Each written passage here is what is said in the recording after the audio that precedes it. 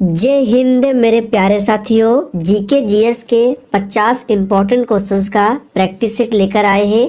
तो आप लोग ध्यानपूर्वक पूरे प्रैक्टिस सेट को लगाएं। आज के सेशन का पहला प्रश्न आपके सामने है, निम्न में से भारत के उपराष्ट्रपति को शपथ कौन दिलाता है।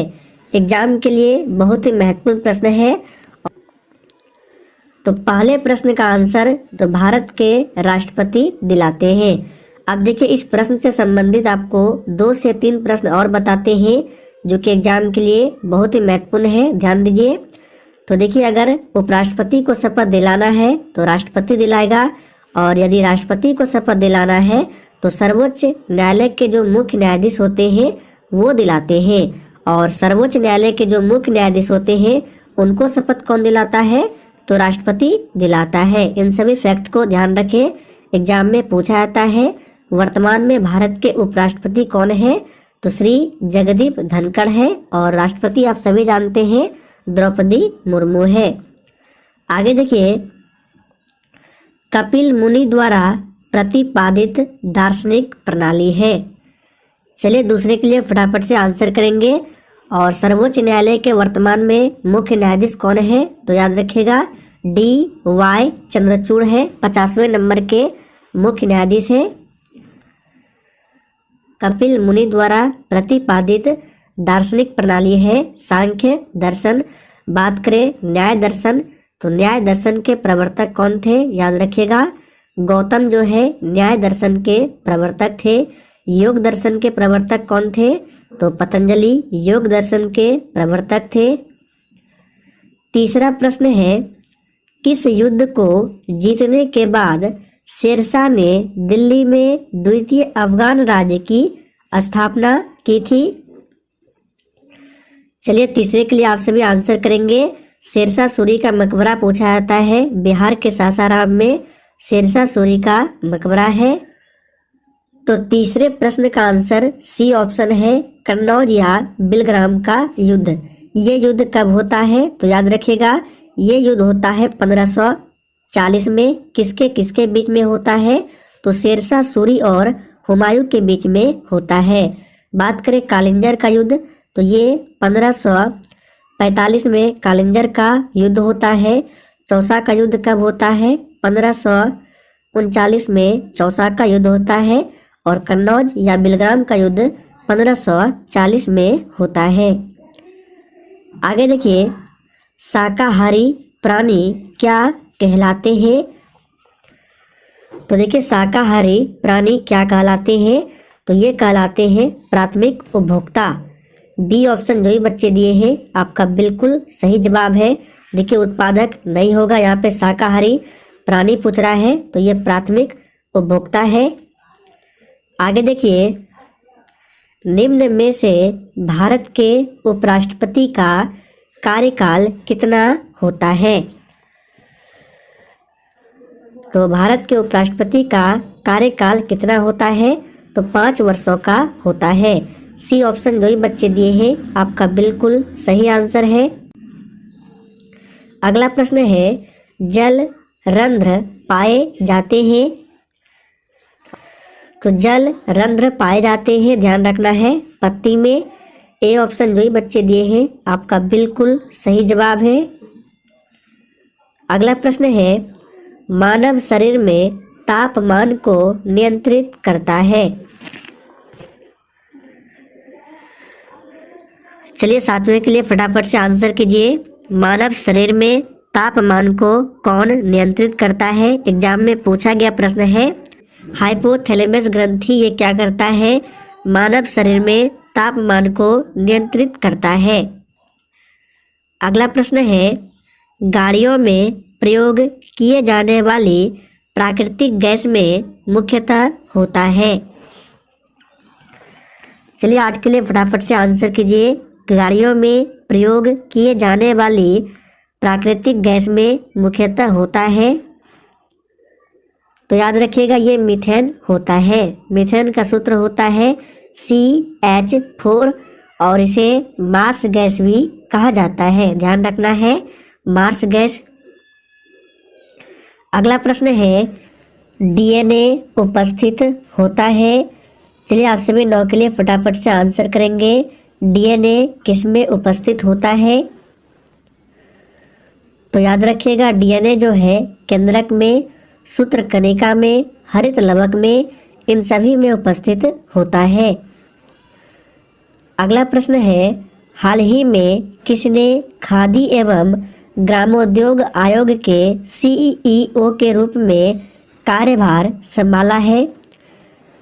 चलिए 10 के लिए फटाफट से आंसर करेंगे। ये करंट अफेयर्स के प्रश्न हैं और आपके एग्जाम में 1 से 2 प्रश्न करंट अफेयर्स से भी पूछे जाते हैं। तो इसका सही जवाब है विनीत कुमार। बी ऑप्शन जो ही बच्चे दिए हैं आपका बिल्कुल सही जवाब है। अगला प्रश्न है, माउंट आबू में दिलवाड़ा मंदिर है। चलिए आप सभी 11 के लिए फटाफट से आंसर कीजिए। माउंट आबू में दिलवाड़ा मंदिर है। और देखिए माउंट आबू जो दिलवाड़ा मंदिर है ये कहाँ है? तो याद रखिएगा राजस्थान राज्य में है। और माउंट आबू में जो दिलवाड़ा मंदिर है ये जैन मंदिर है। बी ऑप्शन जो ही बच्चे दिए हैं आपका बिल्कुल सही जवाब है। अगला प्रश्न है, ईस्ट इंडिया कंपनी की व्यापारिक क्रियाकलापें अंततः निम्नलिखित में से किसके द्वारा समाप्त हुई थी? चलिए 12 के लिए फटाफट से आंसर करेंगे। तो देखिए इसका सही जवाब क्या होगा? सी ऑप्शन, चार्टर एक्ट 1833 के तहत समाप्त हुई थी, ध्यान रखना है। अगला प्रश्न है, एवरेस्ट पर लगातार 2 बार चढ़ने वाली प्रथम महिला कौन है? चलिए आप सभी 13 के लिए फटाफट से आंसर करेंगे। एवरेस्ट पर लगातार 2 बार चढ़ने वाली प्रथम महिला कौन है? तो बिल्कुल सही जवाब है आप लोगों का संतोष यादव है। बी ऑप्शन इस प्रश्न का बिल्कुल सही आंसर है। अगला प्रश्न है, दिल्ली के लाल किला का निर्माण किसने करवाया था? चलिए 14 के लिए फटाफट से आंसर कीजिए। दिल्ली के लाल किला का निर्माण किसने करवाया था? तो बिल्कुल सही जवाब है शाहजहां के द्वारा करवाया गया था। ए ऑप्शन जो ही बच्चे दिए हैं आपका बिल्कुल सही आंसर है। नेक्स्ट क्वेश्चन है, मनसबदारी प्रणाली किसके द्वारा आरंभ की गई थी? इस प्रश्न पर आप लोग स्टार लगा लीजिए, एग्जाम के लिए महत्वपूर्ण प्रश्न है। मनसबदारी प्रणाली किसके द्वारा आरंभ की गई थी? सही जवाब है अकबर के द्वारा, ध्यान रखना है अकबर के द्वारा आरंभ की गई थी।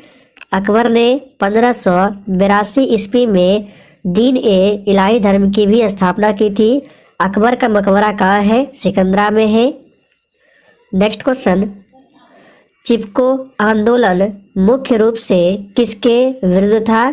चलिए 16 के लिए आंसर कीजिए। चिपको आंदोलन मूल रूप से किसके विरुद्ध था? तो बिल्कुल सही जवाब है आप लोगों का वन कटाई से संबंधित था चिपको आंदोलन। ये कहाँ हुआ था? तो उत्तराखंड में हुआ था। किसके नेतृत्व में? तो ध्यान रखना है सुंदरलाल बहुगुणा के नेतृत्व में हुआ था। अगला प्रश्न है, आलू में ब्लैक हार्ट का कारक कौन है? यानी कि आलू में जो ब्लैक हार्ट रोग होता है ये किसके कारण होता है? चलिए आंसर करेंगे। आलू में ब्लैक हार्ट रोग का कारक कौन है? तो ये ऑक्सीजन की कमी के कारण होता है।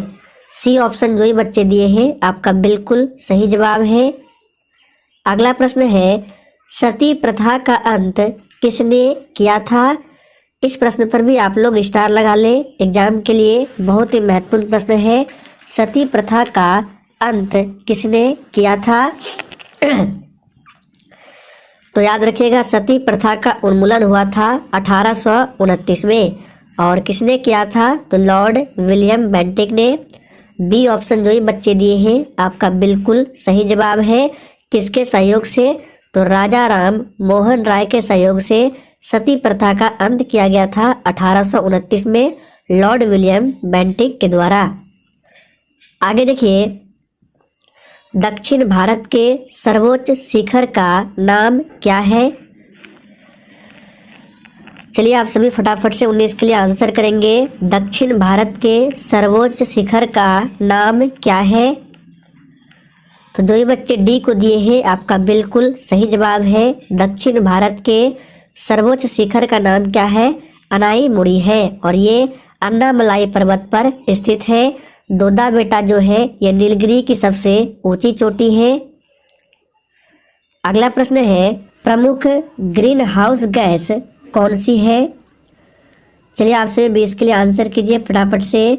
प्रमुख ग्रीन हाउस गैस कौन सी है? तो सही जवाब है कार्बन डाइऑक्साइड।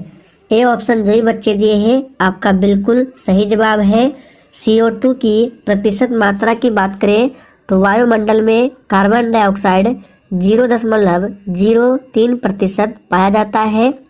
सबसे अधिक वायुमंडल में नाइट्रोजन पाया जाता है 78% के आसपास। फिर ऑक्सीजन पाया जाता है लगभग 21% के आसपास। नेक्स्ट क्वेश्चन है भूगोल का जनक किसे कहा जाता है? चलिए 21 के लिए आंसर कीजिए। भूगोल का जनक किसे कहा जाता है? तो बहुत ही सिंपल प्रश्न है। इरेटोस्थनीज को भूगोल का जनक कहा जाता है। नेक्स्ट क्वेश्चन है गंगा नदी को बांग्लादेश में किस नाम से जाना जाता है?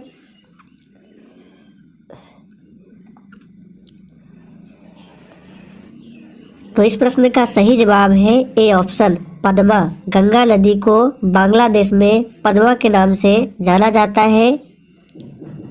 Next question merchant of Venice के नाटककार कौन है?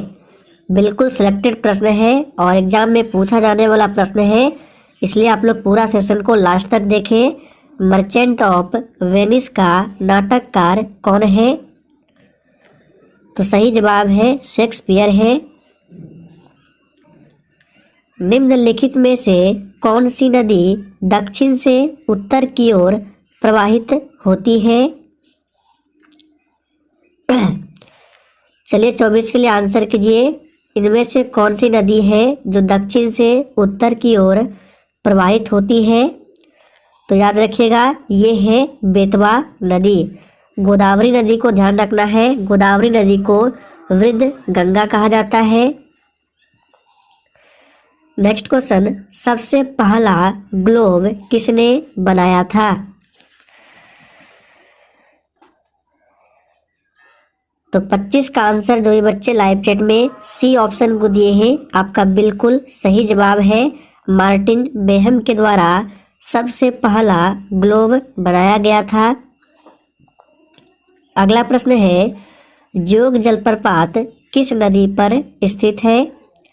ये प्रश्न बिहार पुलिस के एग्जाम में पूछा गया प्रश्न है। जोग जलप्रपात किस नदी पर स्थित है?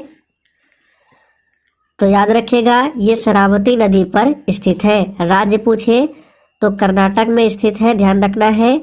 और जोग जलप्रपात का दूसरा नाम है गरसोप्पा जलप्रपात या महात्मा गांधी जलप्रपात भी कहा जाता है। दुधवा राष्ट्रीय उद्यान कहाँ स्थित है? चलिए 27 के लिए फटाफट से आंसर कीजिए। दुधवा राष्ट्रीय उद्यान कहाँ स्थित है? तो इसका सही जवाब क्या होगा? तो जो ये बच्चे बी को दिए हैं आपका बिल्कुल सही जवाब है। उत्तर प्रदेश में दुधवा राष्ट्रीय उद्यान स्थित है। अगला प्रश्न 2011 की जनगणना के अनुसार विश्व की कुल जनसंख्या में भारत की जनसंख्या लगभग कितने प्रतिशत है? तो बिल्कुल सही जवाब है 17.5% है। अगर आपसे पूछे कि संपूर्ण विश्व के क्षेत्रफल में भारत का क्षेत्रफल का कितना प्रतिशत है तो 2.4% है क्षेत्रफल में, जबकि जनसंख्या में पूछे तो 17.5% है। भारत की राष्ट्रीय आय में किस क्षेत्र का सबसे कम योगदान है? एग्जाम के लिए बहुत ही महत्वपूर्ण प्रश्न है, ध्यान रखें। इस तरह के प्रश्न एग्जाम में पूछे जाते हैं। तो इसका सही जवाब जो ये बच्चे प्राथमिक को दिए हैं, आपका बिल्कुल सही जवाब है। भारत की राष्ट्रीय आय में प्राथमिक क्षेत्र का सबसे कम योगदान है। और अगर आपसे पूछे कि भारत की राष्ट्रीय आय में किस क्षेत्र का सबसे अधिक योगदान है, तो ये तृतीयक क्षेत्र का है, जिसको सेवा क्षेत्र भी कहा जाता है। अगला प्रश्न है, लोकसभा के अध्यक्ष का चुनाव किसके द्वारा किया जाता है? बिल्कुल टॉप लेवल का प्रश्न है, फटाफट से आंसर कीजिए। और जिसने अभी तक सेशन को लाइक नहीं किया है, फटाफट से आप सभी सेशन को भी दिल से लाइक किया करें। तो लोकसभा के अध्यक्ष का चुनाव किसके द्वारा किया जाता है? तो सही जवाब है लोकसभा के सदस्यों द्वारा। डी ऑप्शन जो ही बच्चे दिए हैं, आपका बिल्कुल सही जवाब है। वर्तमान समय में लोकसभा के अध्यक्ष कौन है? तो ओम बिरला है। राष्ट्रीय ध्वज और राष्ट्रीय गान का सम्मान है। चलिए फटाफट से 31 के लिए आंसर कीजिए, एग्जाम के लिए बहुत ही महत्वपूर्ण प्रश्न है। राष्ट्रीय ध्वज और राष्ट्रीय गान का सम्मान है प्रत्येक नागरिक का मौलिक अधिकार, मौलिक कर्तव्य, राज्य के नीति निर्देशक सिद्धांत है, या फिर प्रत्येक नागरिक का सामान्य कर्तव्य है? तो सही जवाब है प्रत्येक नागरिक का ये क्या है? मौलिक कर्तव्य है। नेक्स्ट क्वेश्चन, संवैधानिक उपचार का अधिकार खाली स्थान के अंतर्गत आता है। चलिए 32 के लिए सोच समझकर आंसर कीजिए, थोड़ा सा दिमाग लगाइए, बहुत ही सिंपल प्रश्न है। संवैधानिक उपचार का अधिकार किसके अंतर्गत आता है? तो सही जवाब है मौलिक अधिकार के अंतर्गत आता है। देखिए मौलिक अधिकार के बारे में आर्टिकल 12 से लेकर 35 तक में बताया गया है, और संवैधानिक उपचार का अधिकार क्या है? अनुच्छेद 32 है। तो इस तरह से आंसर क्या होगा? मौलिक अधिकार। अगला प्रश्न है, अपघटक जीवों का उदाहरण कौन है? चलिए 33 के लिए आंसर कीजिए, अपघटक जीवों का उदाहरण कौन है? तो कवक है, याद रखना है। अपघटक जीवों का उदाहरण क्या है? कवक, जिसको फंगस भी बोला जाता है। निम्नलिखित में से किसे भारत के संविधान में अधिकार के रूप में शामिल नहीं किया गया है? तो इसका सही जवाब क्या होगा? भारत के संविधान में अधिकार के रूप में किसे शामिल नहीं किया गया है? तो देखिए सामाजिक अधिकार ये भी शामिल है, शैक्षिक अधिकार है, धर्म का अधिकार है, लेकिन आर्थिक अधिकार ये संविधान में अधिकार के रूप में शामिल नहीं किया गया है। भारत में सकल घरेलू बचतों में सर्वाधिक योगदान किसका है? चलिए आप सभी 35 के लिए आंसर कीजिए। ये सभी इकोनॉमिक्स के बहुत ही महत्वपूर्ण प्रश्न हैं। इस तरह के प्रश्न एग्जाम में बार बार पूछे जाते हैं, तो ध्यान रखिए। भारत में सकल घरेलू बचतों में सर्वाधिक योगदान घरेलू क्षेत्र का है। अगला प्रश्न है, कौन सा सबसे प्राचीन वेद है? चलिए आंसर कीजिए। देखिए वेदों की कुल संख्या 4 है। सबसे पुराना वेद पूछे तो ऋग्वेद सबसे पुराना वेद है, अथर्ववेद सबसे बाद का वेद है, और भारतीय संगीत का वेद पूछे तो सामवेद है। तो यहाँ पे पूछ रहा है कौन सा सबसे प्राचीन वेद है? तो ऋग्वेद जो है सबसे प्राचीन वेद है। श्रीमद् भागवत गीता मौलिक रूप से किस भाषा में लिखी गई थी? तो याद रखिएगा श्रीमद् भागवत गीता जो है मौलिक रूप से संस्कृत भाषा में लिखी गई थी। नेक्स्ट क्वेश्चन है, मीनाक्षी मंदिर कहाँ अवस्थित है? याद रखिए ये प्रश्न एग्जाम में पूछ सकता है। इस बार पूछा गया था कि सबरीमाला मंदिर कहाँ स्थित है, जो 16 अक्टूबर को एग्जाम हुआ था।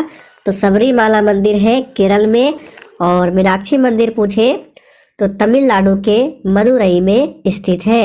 सी ऑप्शन जो ही बच्चे दिए हैं आपका बिल्कुल सही जवाब है। और मीनाक्षी मंदिर जो है ये द्रविड़ शैली में स्थित है। अगला प्रश्न है आर्यभट्ट कौन थे?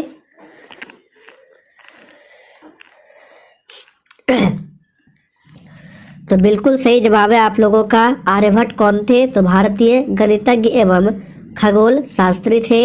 आर्यभट्ट हो गया, वराहमिहिर हो गया, ये सभी चंद्रगुप्त द्वितीय के दरबार में रहते थे। नेक्स्ट क्वेश्चन, भारतवर्ष में ब्रिटिश साम्राज्य का संस्थापक कौन था?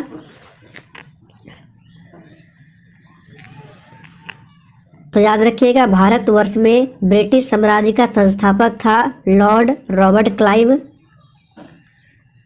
अगला प्रश्न, सोपान कृषि कहाँ की जाती है? एग्जाम के लिए बहुत ही वीवीआई प्रश्न है, ध्यान रखिए, एग्जाम में पूछ सकता है। सोपान कृषि कहाँ की जाती है? तो अभी याद कर लीजिए, पहाड़ों के ढलानों पर सोपान कृषि की जाती है। ए ऑप्शन जो ही बच्चे दिए हैं आपका बिल्कुल सही जवाब है। अगला प्रश्न है, भारत भूमि पर सबसे अधिक व्यापक रूप से कौन सी मिट्टी फैली हुई है? चलिए 42 के लिए आंसर कीजिए, भारत भूमि पर सबसे अधिक व्यापक रूप से कौन सी मिट्टी फैली हुई है? तो हमने आपको बहुत बार बताया है, सबसे अधिक विस्तार है जलोढ़ मिट्टी का। जलोढ़ मिट्टी दो प्रकार की होती है, पुरानी जलोढ़ मिट्टी जिसको बांगर बोला जाता है और नवीन जलोढ़ मिट्टी जिसको खादर बोला जाता है, खादर जलोढ़ मिट्टी। काली मिट्टी का दूसरा नाम रेगुर मृदा है और इस मिट्टी में सबसे अधिक कपास की खेती की जाती है। भारत के अधिकांश आबादी किस क्षेत्र से अपनी आजीविका प्राप्त करती है? चलिए 43 के लिए फटाफट से आंसर कीजिए।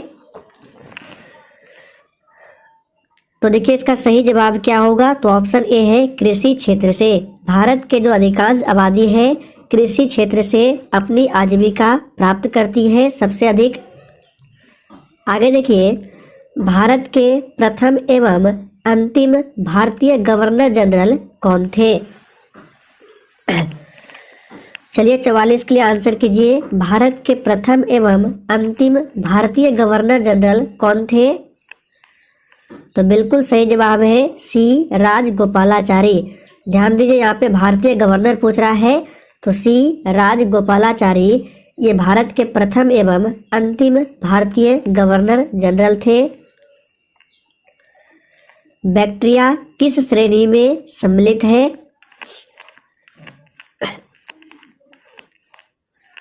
तो देखिए बैक्टीरिया जो है ये किस श्रेणी में सम्मिलित है, तो अपघटक में। बी ऑप्शन जो ही बच्चे दिए हैं आपका बिल्कुल सही जवाब है। अगला प्रश्न है, अलाउद्दीन खिलजी का मूल नाम क्या था? तो याद रखिएगा, अलाउद्दीन खिलजी का मूल नाम क्या था? तो अली गुरसास्य। अली गुरसास्य अलाउद्दीन खिलजी का मूल नाम था। नई फारसी काव्य शैली सबक ए हिंदी अथवा हिंदुस्तान शैली के जन्मदाता कौन थे? चलिए 47 के लिए फटाफट से आंसर कीजिए। नई फारसी काव्य शैली सबक ए हिंदी अथवा हिंदुस्तान शैली के जन्मदाता कौन थे? तो ये अमीर खुसरो थे। अमीर खुसरो को भारत का तोता भी कहा जाता है। प्रधानमंत्री वय वंदना योजना का संबंध किससे है? तो देखिए इसका सही जवाब है वरिष्ठ नागरिकों की पेंशन से संबंधित है। प्रधानमंत्री वय वंदना योजना भारतीय दंड संहिता खालिस्तान में लागू हुई थी। एग्जाम के लिए बहुत ही महत्वपूर्ण प्रश्न है, ध्यान रखें। भारतीय दंड संहिता खालिस्तान में लागू हुई थी। तो देखिए इसका सही जवाब क्या होगा, डी ऑप्शन 1862 में। देखिए भारतीय दंड संहिता जो है 1861 में आया था, लेकिन लागू जो हुआ था 1862 में। तो दोनों ऑप्शन को ध्यान रखना है, ऑप्शन में जो रहे वो आपको आंसर देना है। जैव भार में कौन सम्मिलित है? चलिए 50 के लिए फटाफट से आंसर कीजिए। जैव भार में कौन सम्मिलित है? तो याद रखिएगा समस्त जीव। जैव भार में समस्त जीव सम्मिलित है। डी ऑप्शन इस प्रश्न का बिल्कुल सही जवाब है। तो दोस्तों आज के लिए इतना ही।